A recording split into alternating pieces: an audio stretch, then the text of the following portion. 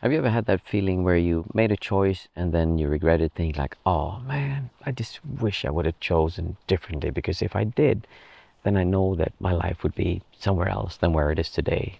In other words, thinking of our lives as in having separate timelines. And it's something that's quite a hot topic when you think of law of attraction or trying to manifest your dream life. But there's not so many people talking about how that relates to our experience of being here, and especially how that relates to our feelings about being here. Because if you follow me for any length of time, you know that I'm all about actually enjoying being alive, seeing that this life as it is right now, our experience of life is incredible. It's remarkably enjoyable to be alive and experience life through your senses. But we make up all these ideas as to why it's not okay to enjoy life right now.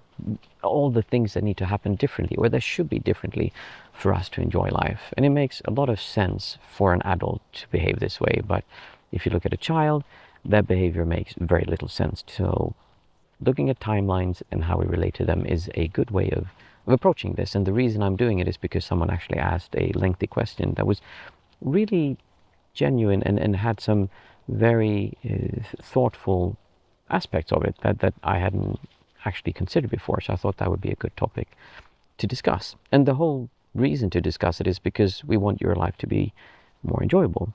Not we want your life to be better, not we want your life to have more things or more stuff so that you can enjoy it more, but to help you see that life is enjoyable as it is. And then when you find it enjoyable, then get all the stuff you want, but don't focus on getting the stuff so that you can enjoy your life.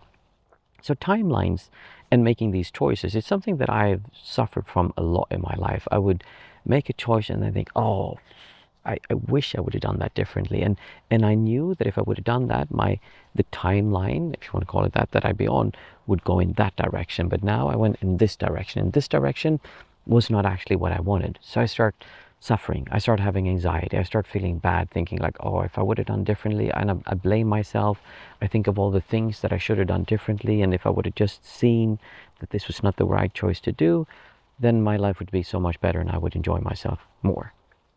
And as we said, that makes sense for an adult, because we think that we need to control our lives and we need to control all the choices we do, because if we do, then we can somehow manipulate reality into a specific version that means that we will enjoy it more, because we could make the wrong choice. And if we make the wrong choice with our reality, then life is going to be really bad.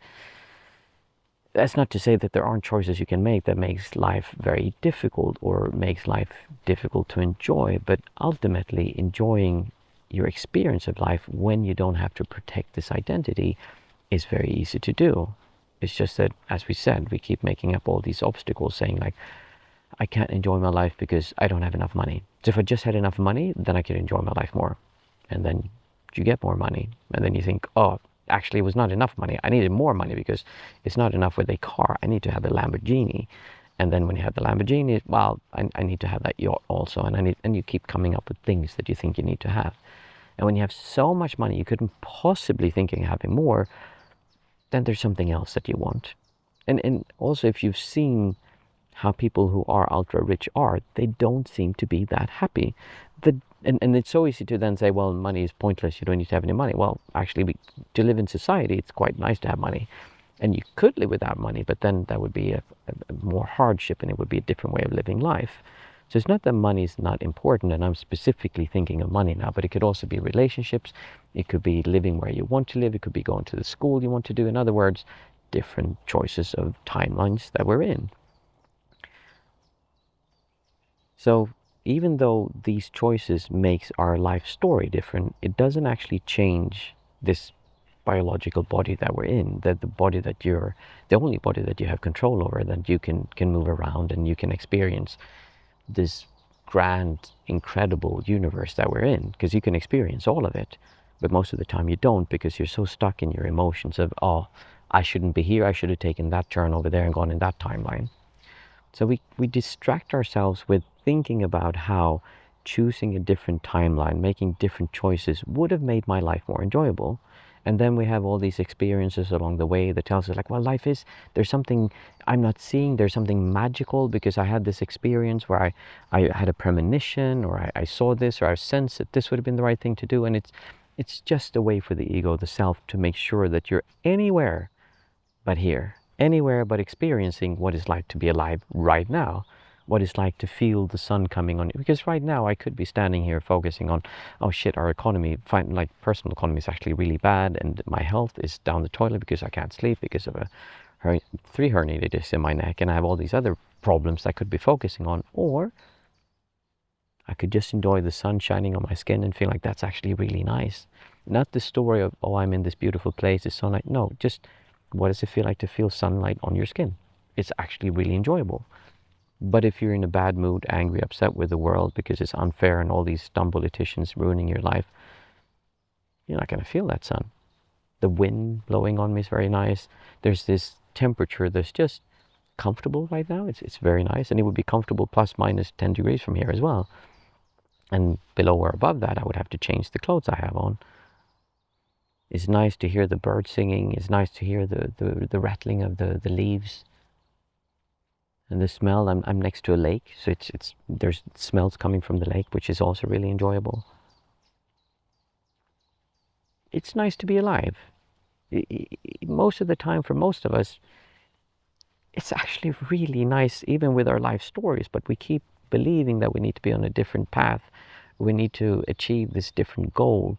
And so people then turn to law of attraction, which I think is just like the biggest misstep in, if you want to call it spirituality, that there is, because it's basically just another way of getting stuff. It's people believing they're spiritual when they're just like super materialistic and believing that like, no, I'm going to create my dream life, and they're so stuck in their minds, and not even their minds, but their emotional bodies, trying to feel their way into getting the dream life that they could have, because if they do, it'll be so amazing. But I'm actually going to feel good now, because I'm supposed to feel good now so that I get the stuff that I want. So I'm not actually feeling good just to feel good. I'm feeling good so that I can get the things that I want to get, because then I'll be happy. How about just enjoying being here? How about just experiencing life as it is? And then from that place of enjoyment, go out and talk to people. And you'll see that you'll have a very different interaction with people when you go up to someone who you find attractive, or who you find could be a potential partner to you, and you don't need them to be with you. You don't need them to make you feel whole. You actually just enjoy being here. And then it's nice to have someone to talk to. It's nice to have someone to do stuff with. Or if you go up to someone and you want to just strike a conversation. I was just walking here. There were some old ladies sitting down by the lake and having a sandwich. And I just started talking to them. I think I spoke to them for like 10, 15 minutes. I just talked about what it's like living here, and like it's nice sitting out. And we talked about the path around the lake, and just a really nice human interaction that didn't lead to anything. I didn't get anything from them, but I got a nice experience. It's nice to interact with other people. It's nice to be alive if you stop ruining it the whole time. So if you approach life thinking about timelines and how it's important to take the right choice, I would advise you to look at that feeling of uncomfortableness that you have inside you, that feeling saying that you need to make the right choice, because if you don't, something bad is going to happen, and you're going to miss this incredible opportunity that's going to bring you to the life that would make you happy. And instead focus on being happy now, enjoying life as it is, appreciating how nice it is to be alive. And then when you do that and you feel that calmness, that peacefulness, then start making choices, because otherwise you're always going to make choices from lack. You're always going to make choices from the ego, needing things to be different, believing that if I just made the right choice here, then I'd be happy. It's a very different way of living life, and it takes some adjustments, because we're so used to believing that happiness is an external thing, that enjoying life is something that comes from having certain things in life, rather than the understanding that being alive is enjoyable, just as it is. We have a lot of beliefs that keep us trapped in these patterns, that make it so that we keep doing the same thing over and over.